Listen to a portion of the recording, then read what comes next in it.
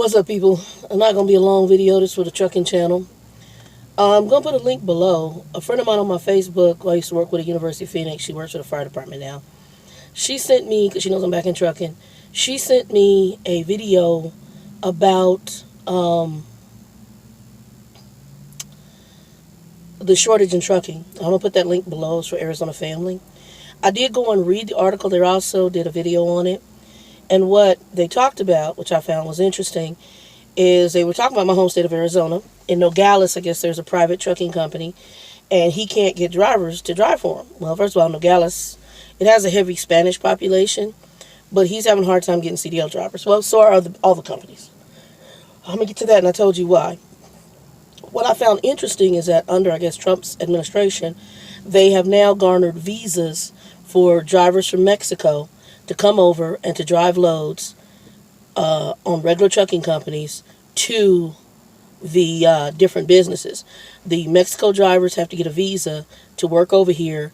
They drive the trucks from whatever the location is. He's in Nogales to whatever destination, and then they have to come back. That's what he's saying. I don't know all the details on how this is working. But, you know, and I hated to say this, hey, you're trying to run a private trucking company. And granted, here's my thing. To me, that's just like outsourcing.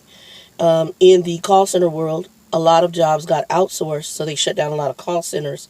So the monies went over to other countries for wages, and it was slave wages, in order for them to keep running their business and pocket more money on the top. Same idea, same philosophy. You guys in trucking, you trucking companies, want to know why you're not getting the drivers. I'm going to tell you the first reason. Money is a problem. It is. Not the number one reason, though. My number one reason is all the BS and drama that truck drivers have to go through as company drivers. You know, the company that I was formerly with, they put on there, well, I'm still technically with them, on leave. They put, and I don't, you guys seen a video, they put where the truck cuts off between a certain time. So here I am spending 30 days because I can't advance to another company who's going to do a DOT report, who's going to require DOT physical, because my CPAP is out of order, because my truck, as you saw in the other video, I'm having to get up every 2 to 4 hours to start the truck, to re-go do the batteries in order for my CPAP to work. And your solution is to put me in another truck that does the same thing. That's number one. Number two is if you're not running your company in a professional manner and you got me around here chasing my butt.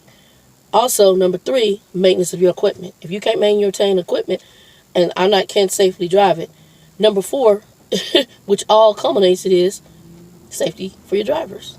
Is safety truly important for you? And do you really care? Right now, there are other jobs.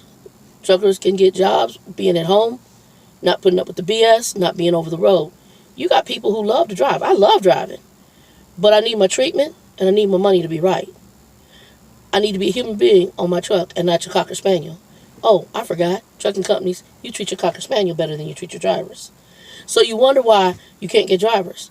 I don't know how he's running his trucking company in Nogales, but I can damn sure bet if he came with the right kind of money, you come with the right kind of equipment, you come with the right kind of treatment, you get you some damn drivers. But if you're trying to pay me chump change, you're trying to jip me on every level so you can pocket more of the money in your pocket, you're not going to get good drivers. No, you're not. You're going to get BS. So now you got to go to Mexico, bring drivers over from another country to pay them probably slave wages. Hopefully, preferably, don't tear your crap up. And get your loads delivered because you're not attracting the drivers here because you're trying to pocket more of the money. I'm so good on you. Human beings drive those trucks. Treat us like that, pay us like that, and you get your stuff. Now they're talking about the costs are going to go way up high because of the sacrifices and the lack of drivers in the industry. You want drivers to do better? You need to change some of the laws, and we need to go back and reevaluate unions for truck drivers. Yes, we do. We need to reevaluate how you're treating truck drivers. People are attracted to going to the railroad where my father came from. Why? They're unionized. They're unionized.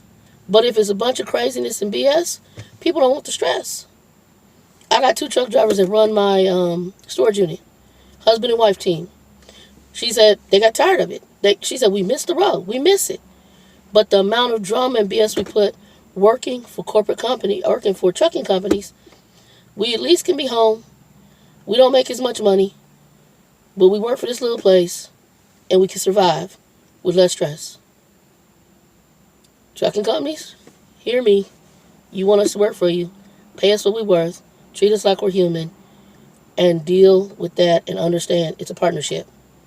If you think I'm a dog, a slave, or less of a human being, then you're just going to have a hard time getting people like us to work for you. Short video. I'm going to put the link below. Black Saint, what's up, bruh? I'm okay. And check in. I'm in Lubbock, Texas right now. Right now, I'm in next week will be week 3 of the CPAP. So I'm in about 10 days now. Once I get down to where I get a solid report showing everything, then I'm going to contact my headhunter. Plus, I have a couple of trucking companies that are hitting me up. I just got to complete the application process. I like to have the option of more than one trucking company in case something falls through. So I have some other trucking companies, and then I'll go ahead and do the app process for them. That way I have choices. But my number one is the beef company in Texas. And then my second choice is a truckload company. But I have not dealt. I was going to call truckload because they will take my existing physical. But for whatever reason, my gut is really leaning towards the beef company. And I'm learning more and more something over age. Follow your first mind. So I don't know if that's a good choice, bad choice, or if it's an experience I'm supposed to go through. But I'm leaning towards the beef company. That's where I'm going. Now, the one thing is, I do think they also will take newbies. So depending on what their training program is, depending on how I do, I might be willing to train for them. My other company, I wasn't training for them. They were horrible. As far as their training program, it just went downhill from when I first started with them. Again, I don't think they're a bad company to work for. I just think, in my humble opinion, and in my humble opinion, they need to revamp their training program. And I don't think that's their biggest focus. It's just to produce drivers. But I think they're a good company to work for, so you can go through all the BS, all the drama, learn what you do want, what you don't want. Some people, it's a company that fits them for a long-term career.